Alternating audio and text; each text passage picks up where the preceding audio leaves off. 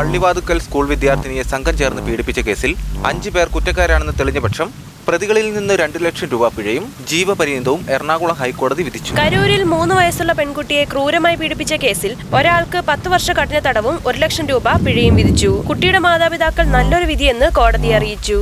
ഇന്ത്യയിൽ ശരാശരി ഒരു ദിവസം തന്നെ 92 സ്ത്രീകൾ പീഡനത്തിന് ഇരയാകുന്നതായി പോലീസ് റിപ്പോർട്ട് രേഖപ്പെടുത്തിയിട്ടുണ്ട്. അതിനെക്കുറിച്ചുള്ള കൂടുതൽ വിവരങ്ങൾക്കായി ഇങ്ങനെ തുറച്ചു നോക്കൊന്നും വേണ്ട. ഞാൻ നിങ്ങളെ റേപ്പ് ചെയ്യാൻ വന്നൊന്നുമല്ല.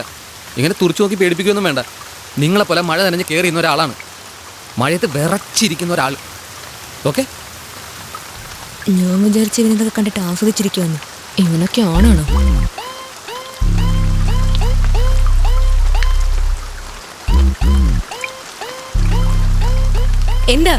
എന്താന്നോ എന്റെ കാലെന്താ നോക്കുന്നേ? കണ്ട് രസിക്കാൻ മാത്രമേ. അത്ര അഴകുള്ള കാലൊന്നും അല്ലത്. എന്റെ വായ്നൂലം കേൾക്കും. വേറെ പണിയൊന്നുമില്ല. മുട്ടിന് മുകളിലുള്ള സാധനം ഇട്ടുകൊണ്ട് വരുന്നിട്ട് കാല് നോക്കിയില്ലേ, കൈ നോക്കിയില്ലേ? നിങ്ങളൊക്കെ ഇവരുടെ മേത്തിങ്ങനെ ചെളിവെള്ളം തെറിപ്പിച്ചുകൊണ്ട് പോയ ഈ കാറ് ഓടിക്കാറാണ്. ഓടുന്നത് കൊണ്ടല്ല ഇതിനെ ഓടിയെന്ന് വിളിക്കുന്നത്. ഇതിൻ്റെ വില 1.5 കോടി രൂപയാണ്. പക്ഷെ കാര്യം അതല്ല. ഈ കാറ് 5 മിനിറ്റിനുള്ളിൽ ഒരാളെ ഇടിച്ചു തെറിപ്പിച്ച് കൊല്ലും. ഇതൊന്നും ഓർത്ത് സങ്കടപ്പെടാതെ പെയ്യുന്ന ഈ പേമാരി ഇവരെ രണ്ടുപേരെയും തമ്മിൽ സംസാരിപ്പിച്ചു. സ്കേർട്ടിട്ട സുന്ദരിയായ പെണ്ണിനോട് താടിയും മുടിയും വളർത്തി അലങ്കോലമായി നടക്കുന്ന പയ്യൻ വേറെന്ത് പറയാനാ? ഒരു പ്രണയകഥ അവൻ പറഞ്ഞു. അതും അവൻ്റെ പഴയ ഒരു ലവ് സ്റ്റോറി. പേര് രഘുനാഥ്. പഠിച്ചത് ഇംഗ്ലീഷ് MA. നാട് കൊച്ചി. ഗ്രാമത്തിൽ നിന്ന് വരുന്നെന്ന് കരുതി ഞാനത്ര മോശമൊന്നുമല്ല. ഞാനായാലും ഞങ്ങളുടെ നാട്ടിൽ നിന്ന് ഒഴുകുന്ന നദികളായാലും സിറ്റിയിലേക്ക് വരുന്നത് വരെ വളരെ നല്ലതായിരുന്നു. നാട്ടിൽ ഞങ്ങളുടെ കുടുംബത്തിലെ അവസാനത്തെ കണ്ണിയായിരുന്ന അച്ഛൻ്റെ ബിസിനസ് അച്ഛന് മുൻപ് തന്നെ നശിച്ചു പോയതുകൊണ്ട് എനിക്ക് ജോലി തേടി ഈ നഗരത്തിലേക്ക് വരേണ്ടി വന്നു. ചെന്നൈ എന്ന് പറഞ്ഞാൽ വടക്കൻ ചെന്നൈ അല്ല, തെക്കൻ ചെന്നൈ അല്ല, തരമണിക്ക് അതിനടുത്തുള്ള ചെന്നൈ, പുതിയ ചെന്നൈ. ആ റോഡ് കണ്ടപ്പോൾ തന്നെ എനിക്ക് ജോലി കിട്ടുമെന്നുള്ള വിശ്വാസം വന്നു. എന്തുകൊണ്ടാന്ന് വെച്ചാൽ എൻ്റെ അച്ഛന് ആ റോഡ് വളരെ പ്രിയപ്പെട്ടതായിരുന്നു. തമിഴ് സൂപ്പർ സ്റ്റാർ MGRന്റെ പേരിലായിരുന്നു ആ റോഡ്.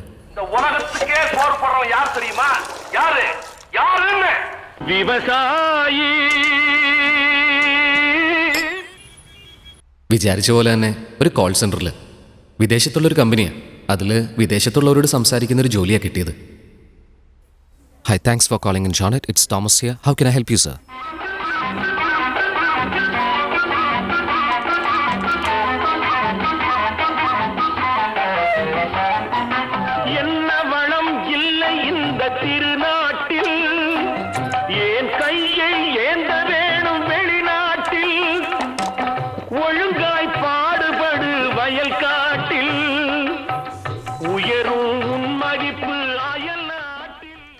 കിട്ടുന്ന 12,000 ശമ്പളത്തിന് ചെവിയിൽ നിന്ന് ബ്ലഡ് വരാത്തത് ഭാഗ്യം.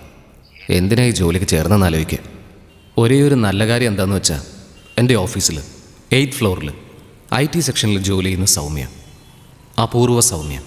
അപൂർവം എന്ന് പറഞ്ഞത് വേറൊന്നും കൊണ്ടല്ല, MGR റോട്ടിൽ ജീൻസിന് ലോങ് ടോപ്പ് ഇട്ട് വന്ന് ആ കാലത്തെ സരോജദേവിയാണ് ഈ പെൺകുട്ടി. അതുമാത്രമല്ല, ചുരിദാറിന് ഷോൾ ഇട്ട് വന്ന വൈജയന്തി മാലയും ഇവളാണ്. അതുമാത്രമല്ല, സാരി ഉടുത്ത് വന്ന അഞ്ജലി ദേവിയും ഇവൾ മാത്രമാണ്. ആകെ ഒരൊറ്റ കുഴപ്പമേ ഉള്ളൂ, എപ്പോഴും കരഞ്ഞോണ്ടിരിക്കും. എന്തിനാ താനിങ്ങനെ കരയുന്നത്? ടീം ലീഡർ ഓഫീസിൽ സാരി ഉടുത്ത് വരണ്ടെന്നാ പറയുന്നത്. എൻ്റെ ഓഫീസിൽ എപ്പോഴും താടിയെടുക്കെന്ന് പറഞ്ഞോണ്ടിരിക്കുക. എന്താ സൗമ്യ, ഇതിനൊക്കെ ആരെങ്കിലും കരയോ? താടിയെടുക്കാൻ പോവാ? നന്നായിട്ടുണ്ടോ? അതല്ല, എടുത്താ ഇനിയും വൃത്തികേടായിരിക്കും, അതാ പറഞ്ഞേ. ഒറ്റ അടിയൊന്നുണ്ടല്ലോ. ഞാൻ ഉള്ളതാ പറഞ്ഞേ.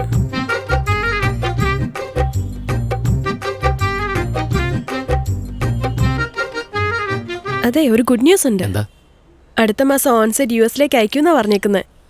Super Soumya, super. അവിടെ എന്തെങ്കിലും ഒരു നല്ല ജോലി കിട്ടി ഞാനൊന്ന് സെറ്റിലായെന്ന് വെച്ചോ, എല്ലാ പ്രോബ്ലം തീരും. ശരി. അതിന് എനിക്കൊരു 3 ലക്ഷം രൂപയുടെ ആവശ്യമുണ്ട്. നിന്റെ ഉണ്ടാവോ എടുക്കാൻ?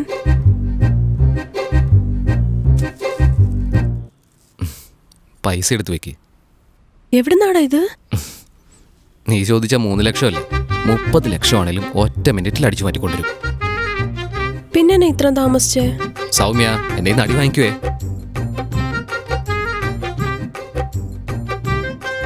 താങ്ക്സ്. അവിടുന്ന് അടുത്ത 3 മിനിറ്റിനുള്ളിൽ ആ പൈസ എടുത്ത് ചെന്നൈ വിട്ട് അവളും പോയി. എന്തോ പോലെ തോന്നി. ജോലിക്ക് പോകാൻ തോന്നില്ല, ഉറങ്ങാൻ തോന്നില്ല, ഭക്ഷണം കഴിക്കാനും തോന്നില്ല. എന്തു പറയാനാ, സ്കൈപ്പ് എന്ന് പറഞ്ഞ സാധനം ഇല്ലായിരുന്നെങ്കിലേ ഞാൻ പെട്ടുപോയേനെ. അമേരിക്കയിൽ പോയിട്ട് എന്തിനാടി കഴിയുന്നത് എൻ്റെ അപൂർവ സൗമ്യയെ? എനിക്ക് രാത്രി കിടന്നിട്ട് ഉറക്കം വരുന്നില്ല. എന്നെ അത്രയ്ക്ക് മിസ് ചെയ്യുന്നുണ്ടോ? അല്ല, ജെറ്റ് ലാഗ്. അത് ശരി. ഞാനിവിടെ രാവും പകലും ഉറങ്ങാതെ കോൾ സെന്ററിൽ പോവാ. ഇതിനൊക്കെ ആരെങ്കിലും കരയോടി? നിനക്ക് ഒരിക്കലും കരച്ചിട്ട് വരില്ലല്ലേ? നോക്കിക്കോ, നിന്നെ ഒരു ദിവസം നന്നായിട്ട് ഞാൻ കരയിക്കും. കണ്ണൊക്കെ തുടച്ചിട്ട് പോയി കിടന്ന് ഉറങ്ങാൻ നോക്ക്. ഞാനും ഉറങ്ങാൻ പോവാ. ഉറങ്ങില്ലേ, സംസാരിക്ക്. എനിക്ക് നല്ല ഉറക്കം വരുന്നു. ഉറങ്ങാം. പോലെ എനിക്ക് ഉറക്കം വന്നിട്ടില്ല. നീ കുറച്ചു നേരം കൂടെ സംസാരിച്ചിട്ട് പോയാൽ മതി. മര്യാദയ്ക്ക് പോയി കിടന്നുറങ്ങിക്കേ. എനിക്ക് നല്ല ജോലിയുണ്ട്. ഞാൻ ഉറങ്ങാം. കുറച്ചു നേരം കൂടി സൗമ്യ സൗമ്യ ഇന്ന് ലിപ്സ്റ്റിക് ഒക്കെ ഇട്ടിട്ടുണ്ടല്ലോ. നല്ലല്ലേ? മുടിയുടെ സ്റ്റൈലൊക്കെ മാറിയിട്ടുണ്ടല്ലോ. പിന്നെ എപ്പോഴും പിന്നീട്ട് നടക്കാൻ പറ്റുമോ? എന്ത് ടോപ്പാടിയത്? ഇതിട്ടതിന് ഇത്രയോ? എന്നാ നോക്കിക്കോ. കാണുന്നില്ലേ? ഇപ്പൊ ശരിയാക്കി തരാം. അയ്യോ, ഓക്കേ. MGR തെരുവിനെ സംബന്ധിച്ചിടത്തോളം അഞ്ജലി ദേവിയെ പോലെ, വൈജയന്തി മാലയെ പോലെ ശാലീന സുന്ദരിയായിരുന്ന എന്റെ അപൂർവ സൗമ്യ വിദേശത്തേക്ക് കയറിപ്പോയ പിന്നെ എങ്ങനെ ഇത്ര ഭയങ്കരമായി മാറിപ്പോയെന്ന് എനിക്ക് തന്നെ അറിയില്ല. എടാ, തുണിയില്ല നടന്നാലും നമ്മുടെ നാട്ടിലെ പോലെ ഇവിടെ ആരും നോക്കാം. സൗമ്യേ, അതുകൊണ്ട് നീ ഞാൻ പറയുന്നൊന്ന് കേക്ക്. അതല്ല പ്രഭു, ഞാൻ പറയുന്നൊന്ന് കേക്ക്. ഞാനിപ്പോ എന്റെ ഒരു ഫ്രണ്ടിന്റെ കൂടെ, ഞാൻ പിന്നെ വിളിക്കാം. പ്ലീസ് പ്രഭു, ഞാൻ പറയുന്നൊന്ന് കേക്ക്. സൗമ്യ, നിന്നെ എത്ര തവണ ഫോൺ ചെയ്തു? ഞാൻ നിന്നോട് പറഞ്ഞില്ലേ ഞാൻ നിന്നെ വിളിച്ചോളാന്ന്? അവളായിട്ട് വിളിച്ചോളാന്ന്. അത് കഴിഞ്ഞിട്ട് അവള് വിളിച്ചത് ഒരുപാട് ദിവസം കഴിഞ്ഞിട്ടാ. ബൈ. എപ്പോഴെങ്കിലും ഒന്ന് ഫോൺ ചെയ്യാൻ തോന്നിയല്ലോ. ഞാൻ ഒരു കാര്യം പറയട്ടെ, നീ കേക്കുവോ? പറയ്. അതല്ല, എനിക്കിവിടെ ഒരു ജോലിയും കിട്ടിയില്ല. നീ തന്ന 3 ലക്ഷം രൂപ എങ്ങനെ തിരിച്ചു തരണോന്നും അറിയത്തില്ല. വീട്ടിലും പ്രശ്നം. അതൊന്നും ഒരു കുഴപ്പമില്ല. നീ വാ, ഞാനിവിടെ ഇല്ലേ. പിന്നെ നിന്നോട് ഒരു പ്രധാനപ്പെട്ട കാര്യം പറയാനുണ്ടായിരുന്നു. നീ ദേഷ്യപ്പെടാതെ കേക്കോ? എന്താ? ഞാൻ ഇവിടെ ഒരാളെ കണ്ടായിരുന്നു. ഇന്ത്യക്കാരനാ. അയാൾ എന്നെ കല്യാണം കഴിക്കാന്നാ പറഞ്ഞേ. അയാൾക്ക് സിറ്റിസൺഷിപ്പും ഉണ്ട്. തമാശ പറയില്ല സൗമ്യ. സത്യമായിട്ടും ഇത് സീരിയസാ. പ്രാക്ടിക്കലായിട്ടും ചിന്തിക്ക്. ഇത് കഴിഞ്ഞ എല്ലാ പ്രശ്നവും സോൾവ് ആവും. എന്ത് മറ്റേടത്ത സൗമ്യ, ഞാൻ പറയുന്നത് നീ കേക്ക്. നീ തിരിച്ചു വാ, ഞാൻ നോക്കിക്കോളാം. ശരി പ്രഭു, ഞാൻ പിന്നെ വിളിക്കാം. എനിക്ക് ജോലിയുണ്ട്. സൗമ്യ നിക്ക്. സൗമ്യ, ഒരു മിനിറ്റ്. ഹലോ. Bloody shit. അത് കഴിഞ്ഞിട്ട് അവൾ എന്നോട് സംസാരിച്ചിട്ടേ ഇല്ല. പിന്നീട് അവളെ ഫോൺ വിളിച്ചാൽ കിട്ടാറില്ല. അയക്കുന്ന മെയിൽസ് എല്ലാം ബൗൺസ് ആവാൻ തുടങ്ങി. എനിക്കെത്താൻ പറ്റാത്തടത്തേക്ക് അവൾ പറന്നുപോയി. എങ്ങും പോകാൻ ഇടവില്ലാത്തപ്പോൾ ആളുകളൊക്കെ എങ്ങോട്ട് പോകുമോ അങ്ങോട്ട് തന്നെ ഞാനും പോയി. Railway station, തരമണി.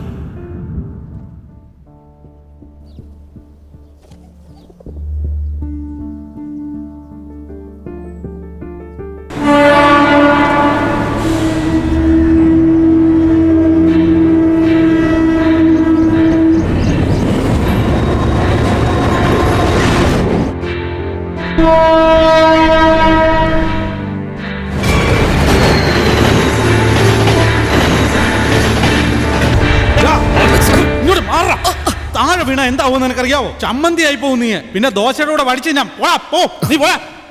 ബർണബാസ്, തരമണി റെയിൽവേ സ്റ്റേഷനിലെ നൈറ്റ് കോൺസ്റ്റബിൾ എന്നെ അടിച്ചവിടുന്ന് കൂട്ടിക്കൊണ്ടുപോയി, ഒരു സ്വന്തം ചേട്ടനെ പോലെ. പക്ഷേ ഈ നിമിഷം വരെ ഞാൻ അദ്ദേഹത്തെ സാറിന് തന്നെ വിളിക്കുന്നു. ചേട്ടാന്ന് വിളിക്കാൻ എന്തോ ഒരു മടി പോലെ. രാത്രി പുള്ളിയോട് സംസാരിച്ചിരുന്ന് റെയിൽവേ സ്റ്റേഷനിൽ തന്നെ ഉറങ്ങി. അദ്ദേഹം കാണിച്ചു തന്ന ചെറിയ മുറിയിലായിരുന്നു പിന്നീടുള്ള ജീവിതം. താടിയും വളർന്നു, കഥയും തീർന്നു. By. By.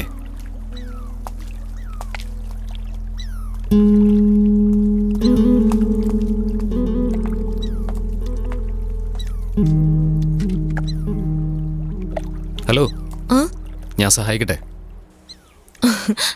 Okay.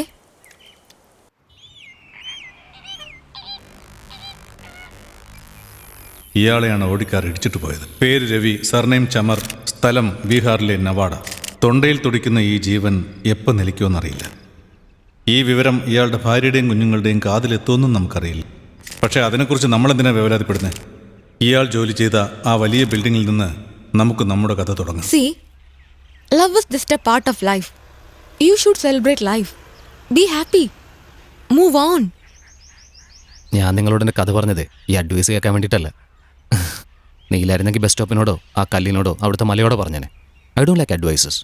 So See, ഇപ്പൊ ലവ് ഫെയിലിയർ എന്ന് വെച്ചാ ക്ലീനായി ഷേവ് ചെയ്തിട്ട് അടിപൊളി ഫോട്ടോ എടുത്ത് ഫേസ്ബുക്കിൽ അപ്ലോഡ് ചെയ്തിട്ട് സ്റ്റേറ്റസ് സിംഗിൾ എന്ന് മാറ്റിയിട്ട ലവ് ഫെയിലിയർ.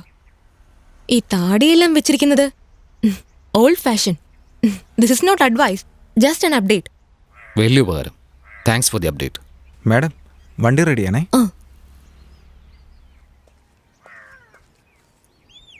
താങ്ക്സ്.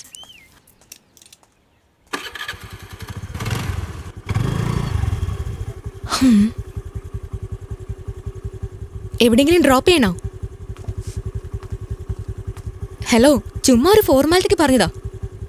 ഞാനും വണ്ടി തള്ളണമെന്നേ ഒരു ഫോർമാലിറ്റിക്ക് വേണ്ടി ചോദിച്ചാ. എന്നെ കൊണ്ട് തള്ളിച്ചില്ലേ 2 കിലോമീറ്റർ. ആ വണ്ടി എടുക്ക്.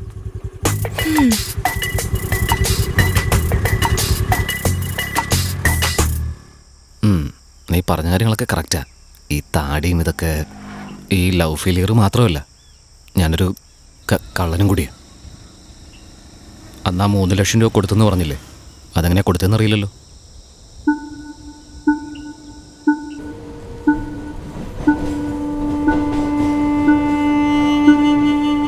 ചേട്ടാ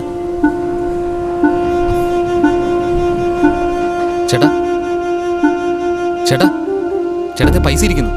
ചേട്ടാ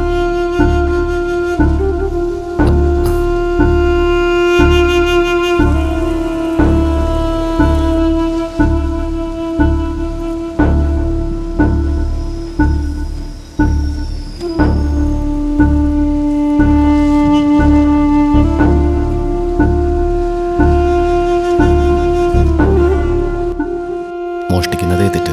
അത് വേറൊരാൾക്ക് വേണ്ടി മോഷ്ടിക്കുന്നത് അതിലും വലിയ തെറ്റ്. അതും വേറൊരുത്തൻ പൈസ കൊണ്ടുതരും എന്നുള്ള പ്രതീക്ഷയിൽ മോഷ്ടിക്കുന്നത് അതിനേക്കാൾ വലിയ തെറ്റ്. പക്ഷെ എനിക്ക് ഇന്ന് വരെ ആ പണം തിരിച്ചു കൊടുക്കാൻ പറ്റിയിട്ടില്ല.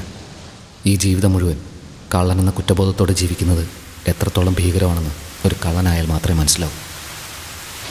ഞാൻ 2ാം ക്ലാസ്സിൽ പഠിക്കുമ്പോൾ എൻ്റെ ഫ്രണ്ടിൻ്റെ റബ്ബർ മോഷ്ടിച്ചു. ചന്ദനത്തിൻ്റെ മണമുള്ള പിങ്ക് കളർ റബ്ബർ.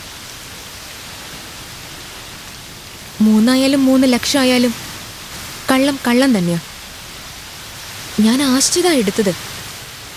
നീ നിന്റെ ആവശ്യത്തിനായി മോഷ്ടിച്ചു, അതാണെങ്കിൽ തിരിച്ചു കൊടുക്കണമെന്ന് വിചാരിക്കുകയും ചെയ്തു. It's okay. Shit happens in life. You to move on. ഞാനൊരു കള്ളൻ മാത്രമല്ല, ഒരു കൊലപാതക കൂടിയാണ്. A murderer. വാട്ട്? സൗമ്യ പോയ ദിവസം രാത്രിയിൽ കുറച്ച് ലേറ്റായിട്ടാണ് ഞാൻ അന്നത്തെ സായനപത്രം വായിച്ചത്. 65 വയസ്സുള്ള റഹീം എന്ന മധ്യവയസ്കനെ വേളാച്ചിറ റെയിൽവേ സ്റ്റേഷനിൽ നിന്ന് കണ്ടുകിട്ടി. അയാൾ ഹൃദയാഘാതം മൂലമാണ് മരിച്ചതെന്ന് പോലീസ് സ്ഥിരീകരിച്ചു. അദ്ദേഹം ഹാർട്ട് അറ്റാക്ക് ആയിട്ടിരുന്നതാണോ? ഞാൻ പൈസ എടുത്ത സമയം അയാൾ സീറ്റിലിരിക്കുകയായിരുന്നു. പക്ഷെ പിറ്റേ ദിവസം പത്രത്തിൽ എഴുതിയിരുന്നത് അയാൾ വീണ് കിടക്കായിരുന്നു എന്നാണ്. ചിലപ്പോൾ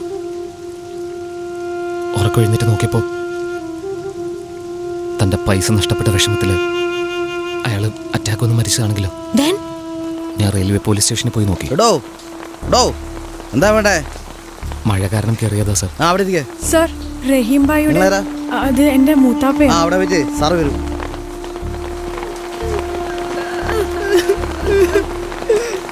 എടോ 516, ആ ഫയൽ കറക്റ്റായിട്ട് ഞാൻ അവിടെ തന്നെ വെച്ചതാ. ഒരു സാധനം വെച്ചെടുത്ത് കാണില്ല.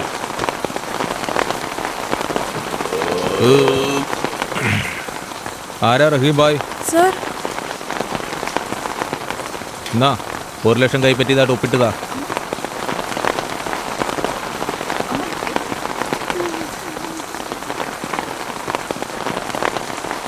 സാറേ സാറേ ആ എന്താ വേണ്ടേ? ഇതിൽ 5 ലക്ഷം ഉണ്ടെന്നാ പറഞ്ഞ്, പക്ഷെ 5000 ഉള്ളൂ.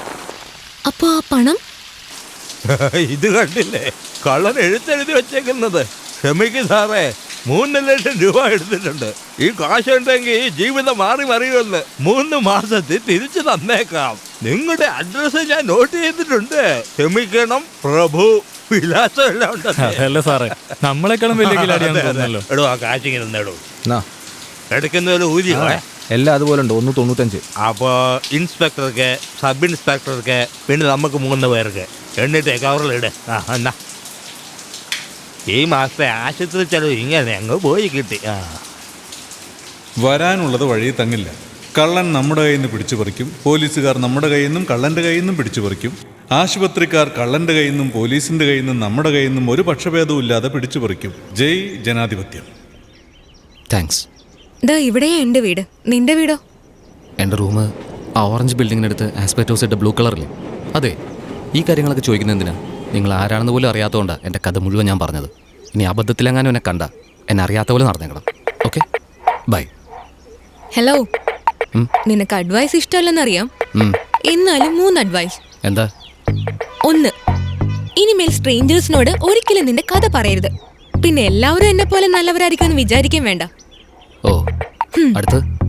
2, നീ മാത്രമല്ല മോഷ്ടിച്ചത്, ആ പോലീസുകാരനും മോഷ്ടിച്ചു, ഞാനും മോഷ്ടിച്ചു. ഈ ലോകത്തിലുള്ള എല്ലാവരും അറിഞ്ഞോ അറിയാതെയോ മറ്റൊരാൾ മരിക്കുന്നതിന് കാരണക്കാരാകുന്നു. So you should just move on. അതല്ലേ? Okay, bye. പോവല്ലേ, ഒരു കാര്യം കൂടിയുണ്ട്. എന്താ? ഇനി മുതൽ സിഗരറ്റ് വലി നിർത്ത്. എന്തേ, ക്യാൻസർ പിടിപെടുവോ? ഇല്ല, നിനക്ക് വലിക്കാൻ അറിയില്ല, അതാ. ബൈ.